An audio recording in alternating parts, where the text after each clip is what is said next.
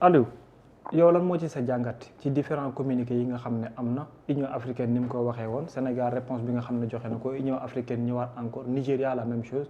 nan nga jàngatee ces communiqués là ak tamit ces 20 pays là yi wane seen position bu contradictoire ak volonté président Macky Sall. merci beaucoup sëñ Babacar problème bi man dama ko bëggoon a aborder rek si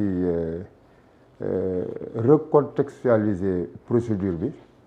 avant may ñëw si le cas particulier de Macky Sall. waaw on en a besoin aussi. man yàlla def na ba bon ci sama cursus am na si juróom-ñaari at yoo xam ne statut de diplomate laa amoon. d'accord. man juróom-ñaari at yoo xam ne statut xam boo nekkee fonctionnaire international. oui da nga am passeport ONU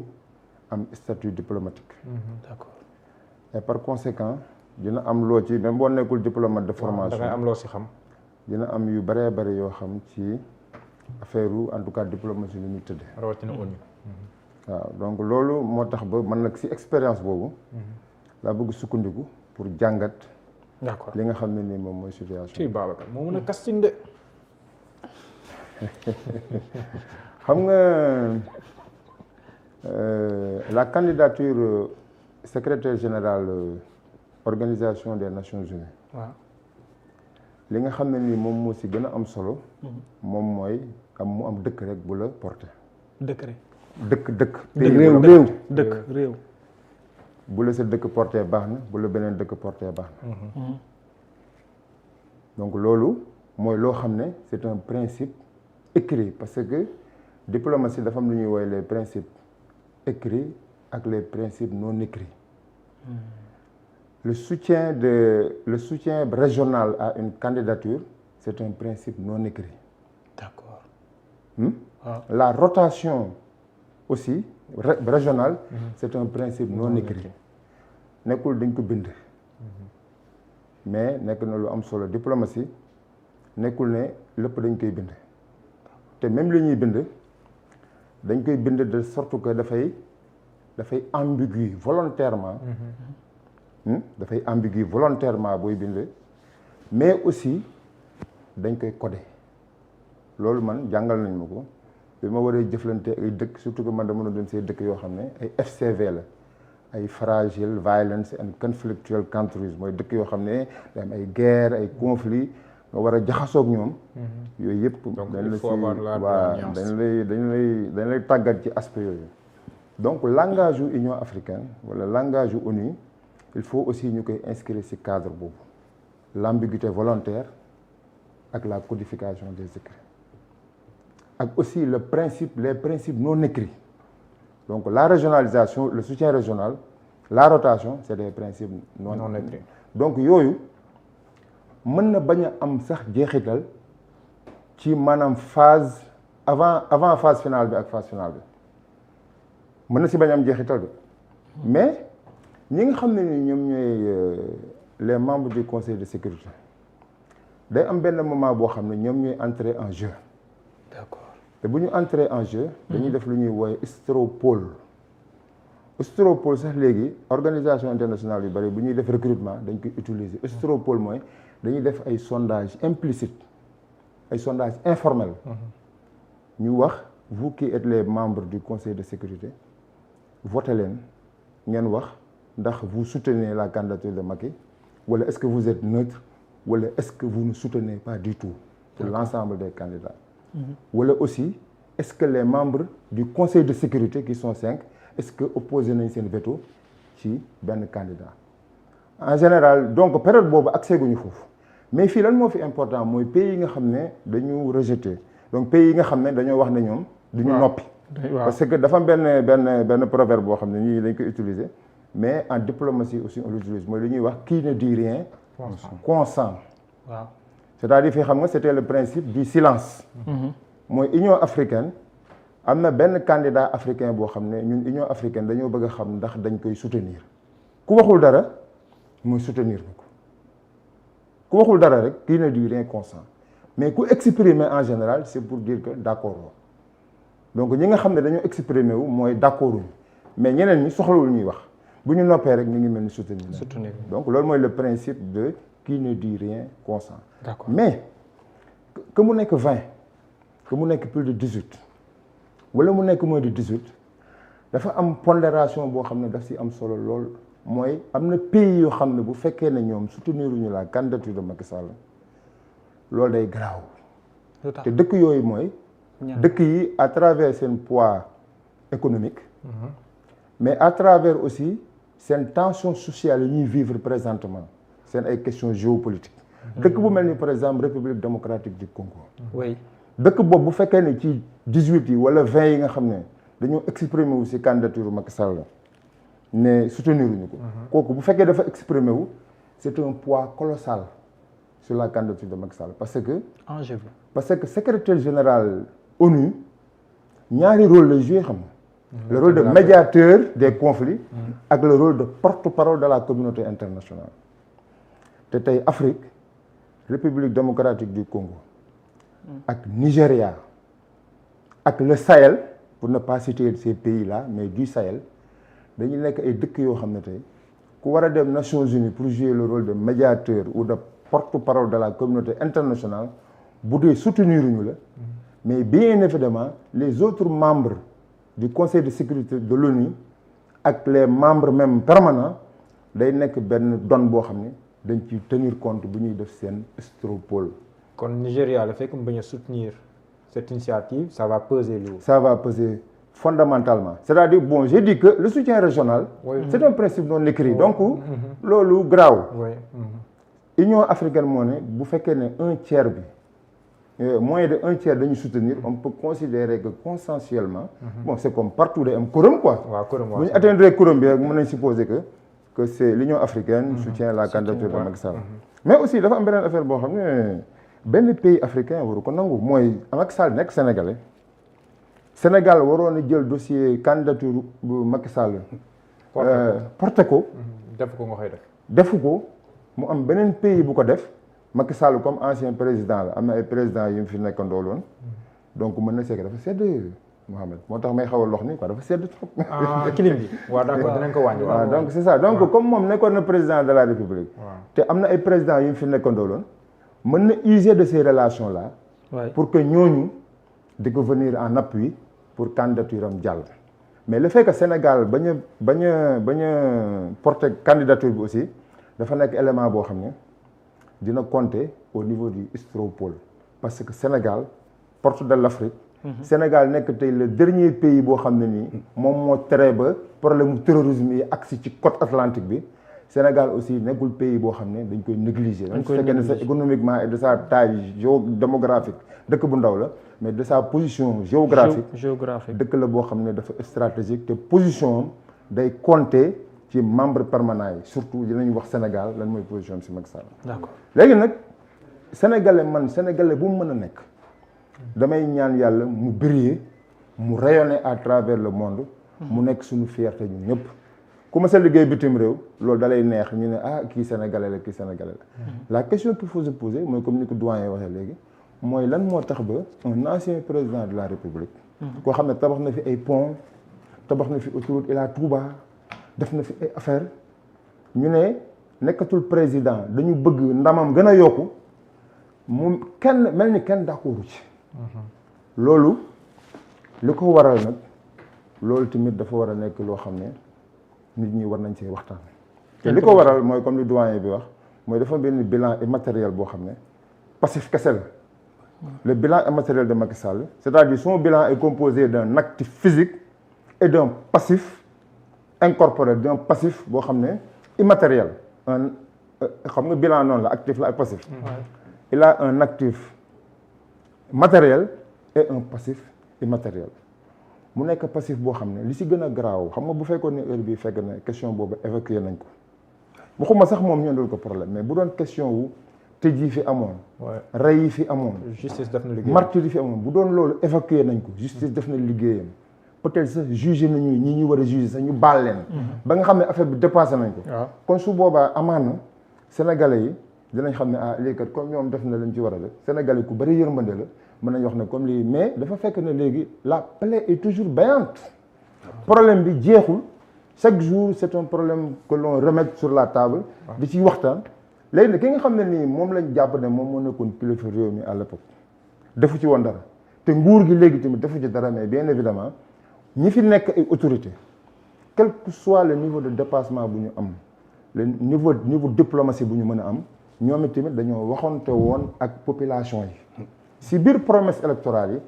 yi waxuma la sax ay justice simplement mais jàpp Macky sax daanaka da cee bokk jàpp Macky quoi si kii bi la bokk ci promesse bi donc loolu mu nekk ay promesses yoo xam ne accès guñu si jotaguñu ko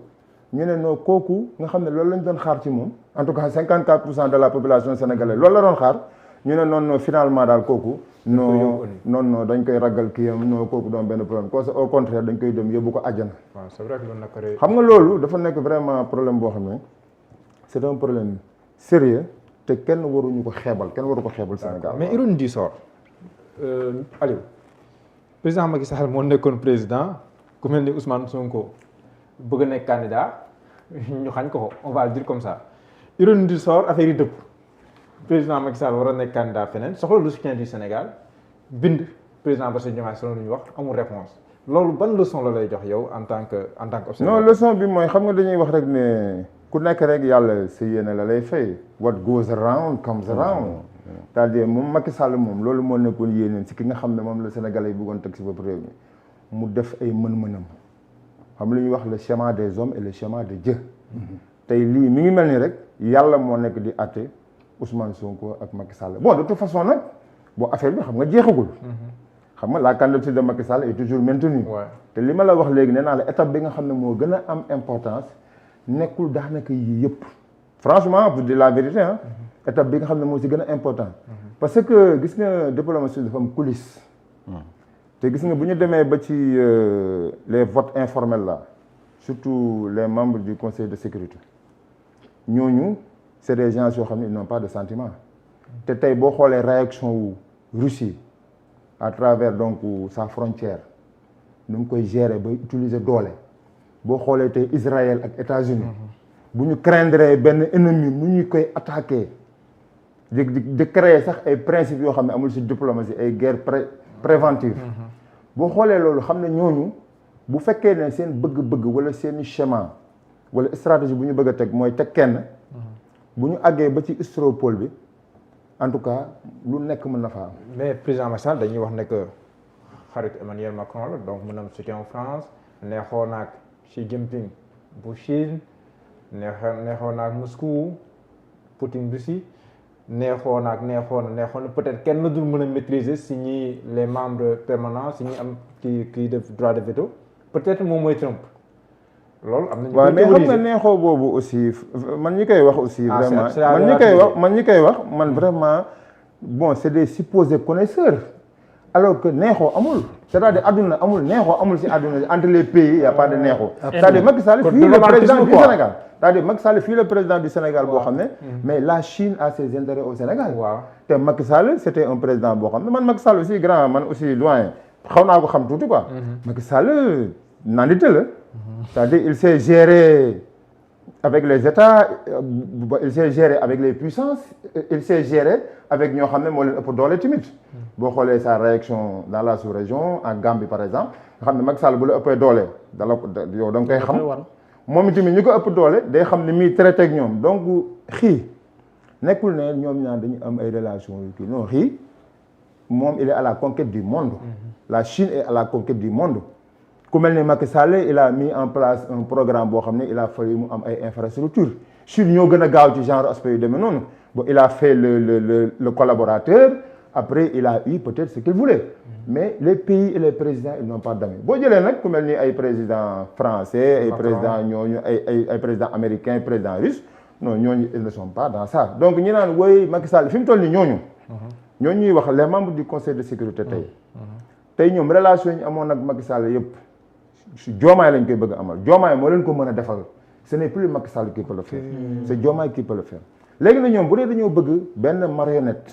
bu dee dañoo bëgg benn envoyé spécial parce que aussi le secrétaire général de l'ONU il peut être un vrai secrétaire général de l'ONU du jouer le rôle de médiateur et le rôle de porte-parole de la communauté internationale comme aussi mën na nekk benn genre envoyé kii benn genre chargé de mission bu benn kii waaw te yow xam nga gars yi naan woy xaritu kii la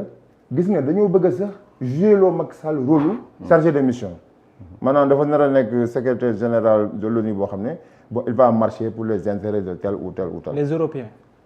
De tel ou tel ou tel. parce que affaire yi xam nga enjeu yi moom dafa bëri quoi. parce que léegi monde bi aussi dafa multipolaire nekkatul rek ay intérêts européens. léegi enjeu yi dafa grave gis nga am na ay dëkk yoo xam ne tey Afrique tey gis nga bu ñu jógee ci seen crise yi ñu nekk nii dëkk bu mel ni RDC dëkk bu mel ni Nigéria bu ñu jógee si crise yi ñu am parce que Nigéria crise am mooy terrorisme bi moo ko xaw a sonal présentement. avec Boko Haram boo jëlee le problème de la RDC mooy ñoom risque bi ñuy courir mooy ñu diviser seen dëkk bi. waaw ak way fupp ak yooyu. ñoo ñu diviser dëkk bi parce que comme population bi dafa kii comme superficie bi dafa yaatu. risque bi am Mali moo am foofu mooy risque mu am kii quoi sécession dëkk bi ñu diviser ko en 2 ou 3 parties mais gis nga ñaari dëkk yooyu bis bu ñu dépassé état bi ils vont faire plus ou moins comme l'Iran comme la Corée du Nord c'est-à-dire dinañ gën a investir ci seen ay problèmes de sécurité parce que léegi aussi dirigeants yi muus nañ te xam nañ lu ñu yor moo tax ma ne la Macky Sall dëgg bu mel ni RDC bu dee d'accordul vraiment bu fekkee ne les membres du conseil de sécurité malgré loolu dañu gëmm loolu mooy vraiment man je ne comprends pas ban rôle lañ bëgg jouer loo Macky Sall léegi nag am na beneen question boo xam ne aussi elle est importante mooy le principe non écrit de rotation régionale. bu leen fàtte ne aussi Europe koy mentionné si biir kii woowu. waaw mais bu leen fàtte ne instant bi aussi Europe dafa am guerre. Europe depuis 1945 ba léegi Europe daanaka en tout cas Europe occidentale bi. ak même ba Russie y avait pas à part crise yu amoon ay Yougoslavie ak affaire yooyu crise bu garaaw nii guerre entre deux états boo xam ne mën na sax entraîner ay bloc loolu xam nga amul woon loolu Afrique la doon am wala Amérique du Sud léegi loolu am na Europe donc l'Europe aussi a un problème sérieux boo xam ne ñoom ku nar a jouer loolu de médiateur des conflits internationaux wala ku nar a nekk porte-parole donc de la communauté internationale ñoom aussi est-ce que bëgguñu ko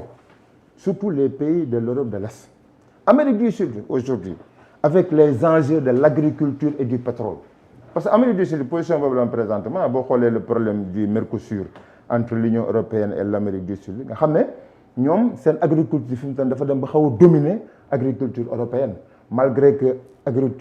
agriculture européenne bi moo gën a mécanisée et tout ça donc Mercosur bi gis nga problème yi mu indi par exemple dans l'Union européenne surtout en France le problème du pétrole avec la Colombie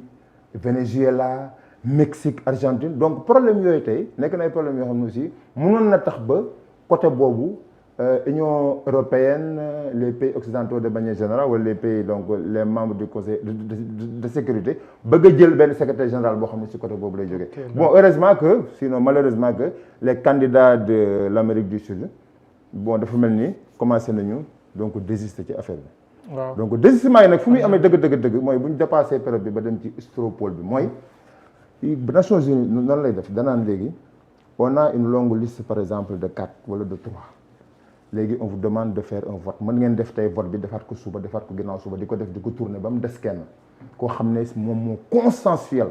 koo xam ne tous les 5 membres kii la ñu d'accord wala en tout cas tous les 5 membres bañuñu kii parce que vote bi mën na dem noonu vote bi mën na nekk soutien wala mu nekk ne bañuñu ko ñoom ñëpp ñu ne bañuñu kii wala ñoom ñëpp jàppale nañ kii loolu nag su amee nag léegi c'est la ñuy doog a def nag le vote officiel pour installer ki nga xam ne nii moom lañ tànn comme secrétaire général de l'ONU mais en tout cas lu ma bëggoon en tout cas nit ñi jàpp ko mooy sénégalais yi amuñu benn iñaante ci seen moroomu sénégalais boo xam ne dafa bëgg a rayonner à travers le monde loolu vraiment nañ ko xam ne du problème mu ay haine wala problème mu soxor sénégalais il est généreux buñ sañoon ku mën a nekk Abdou Diouf amul fu mu jaar ak Ablaye Wade mais booba dafa nekkoon problème mu daanaka Abdou Diouf ak Ablaye Wade entre ñoom ñaar mais problème bi entre Macky Sall nekkul Macky Sall ak Sonko kese c'est Macky Sall et le peuple du Sénégal donc dans une certaine mesure